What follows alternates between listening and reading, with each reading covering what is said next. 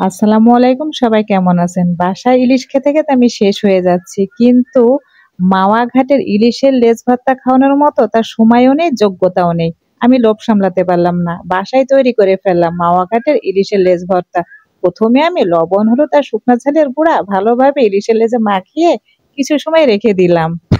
এখন আমি ফ্রাই প্যানে সরিষার তেল অ্যাড করে নিলাম। তেলটা ভালোভাবে গরম হয়ে গেলে আমি এক এক করে ইলিশ মাছের লেজ দিয়ে দিলাম। এখন এটা হালকা আছে আমি ফ্রাই করে নিব দুই পাশ। এমন ভাবে ফ্রাই করতে হবে যেন ভিতরে কাঁচা না থাকে। তারপরে এখন আমি কিছু শুকনা মরিচ আর কিছু রসুন অ্যাড করে দিলাম, এটাও আমি মাছের সাথে ফ্রাই করে নিব। তো আমাদের কিন্তু কমপ্লিট হয়ে গেছে, এখন আমি এগুলো উঠায় নিলাম। এক এক করে আমি এর কাঁটাটা ভালোভাবে বেছে নিচ্ছি। এটার মূল কষ্ট হচ্ছে কাঁটা বাছা।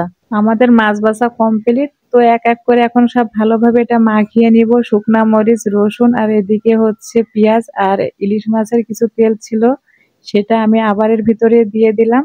আর কিছু পরিমাণ লবণ ধনিয়া পাতা দিয়ে ভালোভাবে এটা মাখিয়ে নিলাম।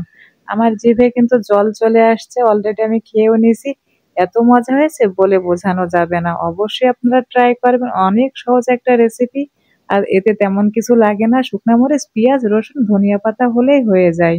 আমার হাজবেন্ডের মাওয়া ঘাটে নিয়ে যাওয়ার মতো সময় তার নেই।